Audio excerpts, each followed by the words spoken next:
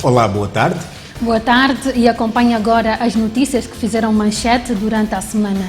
Empelá mantém velha tradição e aponta Joana Tomás como candidata única ao 7º Congresso da OMA. Suspensão do secretário-geral da FNLA instala o pânico na organização. A OMS diz que pode erradicar a Covid-19 antes de 2022. Jornal Expresso anuncia ter aberto inquérito para apurar quem vazou o vídeo envolvendo o primeiro-ministro António Costa. O Bureau Político do MPLA manteve a tradição que marcou todo o mandato do presidente José Eduardo dos Santos e aprovou durante a terceira reunião realizada no Futungo 2. A indicação de Joana Tomás para candidata ao cargo de secretária-geral da OMA, que é o braço feminino da organização, a ser eleita no 7º Congresso marcado para março de 2021. Apesar de que o comunicado saído da referida reunião não ter feito referência ao presidente João Lourenço, enquanto líder do partido, o porta-voz da organização, Albino Carlos, revelou que o Congresso do MPLA, apresado para dezembro do próximo ano, deverá servir para a reafirmação da liderança de João Lourenço, o que leva diferentes observadores a concluir que o mesmo deverá concorrer sozinho à própria sucessão à frente dos camaradas. Em face disso, alguns quadros do próprio partido que se manifestam contra o modo como José Eduardo dos Santos tem sido tratado no seio da organização consideram que se a atual direção do MPLA pretende honestamente corrigir o que está mal, devia também combater a tradição do candidato único. Entre outras, sublinham que de nada vale criticar a anterior direção apenas em aspectos que não lhes favorecem e abraçarem hábitos maus do passado porque os beneficia. A conferência de imprensa convocada na passada terça-feira pelo presidente da FNLA, Lucas Ngonda, gerou pânico no seio do partido. Tudo porque o presidente toma a decisão unilateral de afastar o secretário-geral Pedro Mukumbidala com a justificação de que o seu mais próximo colaborador pretende afastá-lo da liderança do partido. O meu secretário-geral tem outro projeto que não tem nada a ver com a direção do partido. Por estas e mais outras razões, cumpre-me a obrigação, respeitando mesmo a pessoa dele, durante o tempo que colaboramos juntos, trabalhamos juntos. Eu sou assim, sempre o estimei. Mas sou obrigado a suspender das suas funções porque ele já não está de acordo com a direção do partido. Portanto, a partir de agora, o secretário-geral da FNLA está suspenso das suas funções. É assim. Para não termos o vazio no exercício das nossas funções, as funções de secretário-geral interino serão assumidas pelo irmão Aguiar Antônio Laurindo. A decisão tomada pelo líder da FNLA, bem como toda a instabilidade gerada, fizeram com que o Conselho Executivo do partido impugnasse a decisão do presidente e, em consequência, perspectiva antecipar a realização do Congresso para este ano, visando o afastamento do próprio presidente. Falando a Camunda News, Jerônimo Macanda, porta-voz da FNLA, destaca que o presidente já não pode liderar a organização nas eleições de 2022. De lembrar que durante a conferência de imprensa, Lucas Ngonda acusou os jornalistas de serem os responsáveis pela multiplicação de alas no seio do seu partido. Também, em relação ao partido, os órgãos de comunicação social, eu não sei se exerceram no decurso deste tempo um papel negativo ou positivo, mas o que é certo é que o papel do jornalista multiplicou as alas, através da audiência que sempre tiveram. Agora estão a sonhar, por exemplo, uma ala do Pedro Mukumbidala. Em reação, o secretário-geral do Sindicato dos Jornalistas Angolanos, Teixeira Cândido, apelou ao presidente Lucas Ngonda a procurar outro bode expiatório e incentivou os jornalistas a continuarem com o papel de dar voz a todos. Primeiro, acho lamentável que o presidente da FNLA entenda que sejam jornalistas responsáveis pela divisão. Eu não sei em que medida que os jornalistas podem incitar a divisão dentro da FNLA. Segundo, a divisão da FENELA não começa hoje. É um assunto que começa precisamente com a morte do presidente fundador da FENELA. A partir do momento que o presidente fundador da FENELA morre, definitivamente instalou-se a confusão, passo a expressão, dentro da própria FENELA. Como sabemos, o próprio Lucas Ngonda foi um dos que criticava a postura, vamos lá dizer, centralista do presidente Olden Roberto. O presidente Olden Roberto entendia que a pessoa melhor preparada e que poderia eventualmente dar continuidade ao partido da FENELA fosse o engenheiro Angola Cabango. Aliás, chegou a liderar a própria FENELA por algum tempo. Sorte é que Lucas Ngonda recorreu ao Constitucional e o Tribunal Constitucional deu razão e de lá para frente o Lucas Ngonda tem estado a conduzir os destinos da FENELA. Bom, um partido tradicional, um partido da dimensão da FENELA, que chegou a ser o principal movimento de libertação em Angola, elege um único deputado e os responsáveis por tudo isso são os jornalistas. Não pode. É que se o presidente da FENELA quisesse fazer uma introspecção, poderia de facto saber que um partido histórico como a FENELA, quando elege um único deputado, portanto alguma coisa vai mal. Mas isso não pode ser resultado da atividade dos jornalistas. Os jornalistas concedem espaço aos políticos. Os jornalistas não incitam, nem têm como incitar. Ai do político que se deixasse ser incitado pelos jornalistas. Provavelmente não estaríamos a governar a própria FENELA. Quem nos dera, não é? Se dependesse do jornalista, provavelmente a FENELA estaria melhor. Acho que foi infeliz o presidente da FENELA. Acho que o presidente da FENELA está à procura de bode expiatório. E esses bodes expiatórios não podem ser jornalistas. Terão de ser exatamente... Ele terá de fazer uma introspecção da forma como gera a própria FENELA e, mais do que isso, ter a legitimidade, vamos lá dizer, legitimidade moral. Não estou apenas a falar da legitimidade legal, a legitimidade é moral. Se as pessoas a quem eu dirijo ou conduzo não se revêem na minha atuação, é óbvio que é uma razão para eu perguntar por que razão é que há isso.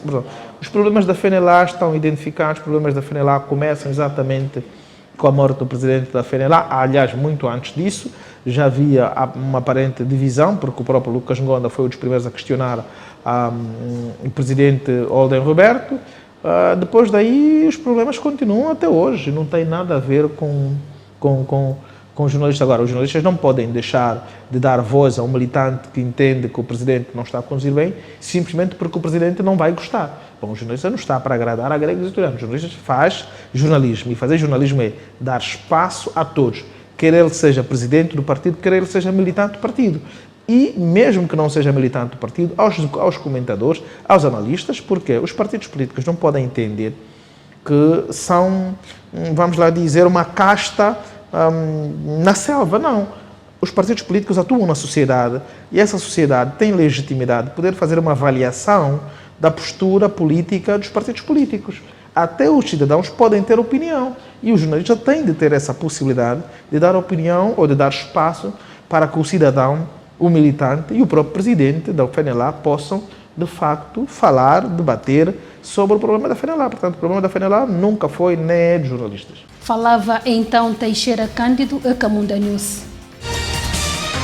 A OMS diz que pode erradicar a Covid-19 antes de 2022. A Organização Mundial da Saúde espera eliminar a pandemia de Covid-19 antes de 2022. A expectativa do órgão reitor da saúde mundial foi tornada pública pelo diretor-geral da entidade, Tedros Ghebreyesus. O responsável, que falava durante uma entrevista coletiva, tranquilizou os parceiros com a previsão de que a presente pandemia, para além de ter menos de 2 anos de duração, será menos grave do que a gripe espanhola de 1918, que causou dezenas de milhões de mortes em 2 anos. Por cá, a médica angolana Nádia Camado dá nota positiva ao governo angolano face às medidas que tem tomado contra a pandemia da Covid-19 e considera mesmo que sejam melhor do que o modo como alguns países ocidentais têm lidado com o fenómeno. Se tivermos que comparar com o mundo desenvolvido, o governo de Angola está a lidar muito bem. Numa escala de 0 a 10, está a lidar muito bem com a pandemia. para aqueles colegas, e porque eu tenho trabalhado em alguns projetos e existem pessoal expatriado que vai para Portugal, que é aqui ao lado no nosso quintal, que as medidas lá são diferentes, o governo está a tomar medidas diferentes para o controlo dos surtos, porque mesmo dentro da pandemia podem haver alguns surtos epidémicos, ou o diagnosticar de muitos casos de uma só vez, ou 30 casos numa fábrica, ou 40 casos num lar de idosos. A forma como, por exemplo, Portugal está a lidar com a pandemia é diferente. Se chegarmos ao aeroporto de Angola, temos medidas drásticas. O pessoal vai de quarentena, o pessoal é testado, o pessoal tem que observar um tempo em que controla sintomas, o pessoal que chega de outros países tem um tratamento diferente. Se vamos para Portugal, por exemplo, nós chegamos ao aeroporto e vamos para casa. Por exemplo, vamos para casa e a testagem não é obrigatória. O governo angolano está a fazer o que pode, acredite, está a fazer o que pode, está a fazer bem. De recordar que a pandemia da Covid-19 teve início em Wuhan, uma pequena cidade chinesa, em novembro de 2019. Os doentes angolanos em Portugal, que desde o início desta semana se manifestaram de frente à Embaixada Angolana em Lisboa, exigindo o retorno dos subsídios de alimentação, viram suas exigências satisfeitas na manhã desta quinta-feira. Depois de ter exonerado o responsável pela área do setor da saúde da Embaixada, o governo angolano pagou metade das dívidas que tinha com as pensões de Luanda e Alvalade em Portugal, relacionadas com a alimentação diária dos doentes aí hospedados. Falando à Rádio Nacional de Angola, o presidente da Associação dos Doentes Angolanos em Portugal, Gabriel Chimuco, confirmou o facto e espera que as despesas com os doentes transferidos para o exterior venham a constar do Orçamento Geral do Estado. No caso incêndio ao Jornal de Moçambique, inquérito aberto pelo presidente Filipe Nyusi continua sem resultado. Já se passam 4 dias desde que o presidente moçambicano Filipe Nyusi ordenou um inquérito com o objetivo de apurar a origem do incêndio que ocorreu no semanário Canal de Moçambique. No anúncio de abertura do referido inquérito, o presidente Filipe Nyusi escusou-se em detalhar quando começava e quando terminaria o referido inquérito, para que os cidadãos possam estar atentos e exigir explicações. O diretor executivo do jornal, Matias Gente, por exemplo, não tem dúvidas de que o incêndio visou pura e simplesmente beliscar a democracia. 20 horas de ontem, domingo, recebemos informações da vizinhança de que o escritório estava a arder. O edifício onde funciona o Canal de Moçambique também é um prédio habitacional. Ora, quando cá chegamos, os bombeiros já tinham debelado o fogo, mas o escritório todo pegou fogo. O escritório todo ficou reduzido a cinzas. O que aconteceu? Arrombaram a porta, introduziram lá bombas artesanais, incluindo recipientes contendo combustível. Deflagrou todo o escritório, perdemos absolutamente todos os materiais que tinham lá dentro do escritório e o jornal tecnicamente já não existe em termos materiais. Diálogo em concreto, mas sabemos que o Canal de Moçambique é um jornal muito interventivo, cuja sua atuação não agrada alguns setores da sociedade.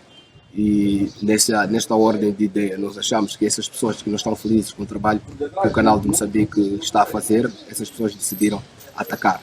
E nós não dissociamos este ataque com o ataque que o editor do Canal de Moçambique sofreu no dia 31 de dezembro de 2019, quando escapou a um rapto.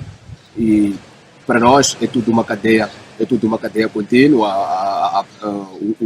O editor do Canal de Moçambique tem uma pilha de processos nos tribunais e para nós, tudo isso está dentro do único pacote. Importa referir que há muito que os jornalistas do jornal Canal de Moçambique queixam-se da perseguição, sobretudo por parte do Estado, por causa dos trabalhos de cariz investigativo que os referidos profissionais têm desenvolvido. Em junho deste ano, por exemplo, os Ministérios da Defesa e do Interior em Moçambique abriram uma queixa-crime contra o jornal, por este ter publicado uma matéria em que tornava público um acordo secreto celebrado entre as duas instituições públicas e algumas multinacionais, que visava proteger os trabalhadores dos ataques em Cabo Delgado. Os Ministérios da Defesa e do Interior consideraram o facto como violação de segredo do Estado. O jornal português Expresso anuncia ter aberto um inquérito para apurar quem vazou o vídeo em que o primeiro-ministro António Costa chamava covardes a médicos por alegadamente se recusarem a trabalhar em locais em que haja mais casos positivos da Covid-19. No vídeo de apenas 7 segundos, em que não é possível perceber o contexto da conversa, António Costa está a falar com 2 dos jornalistas do jornal Expresso que assinam a entrevista com o governante, publicada pelo Semanário no passado dia 22. É que o presidente da ARS mandou para lá os médicos fazerem o que lhes competia e os gajos covardes não fizeram. Entretanto, o jornal lamenta o sucedido e espera concluir rapidamente o inquérito. Com esta notícia, nós colocamos um ponto final ao nosso resumo da semana. Obrigada pela simpatia e companhia e continuo do outro lado. Boa continuação.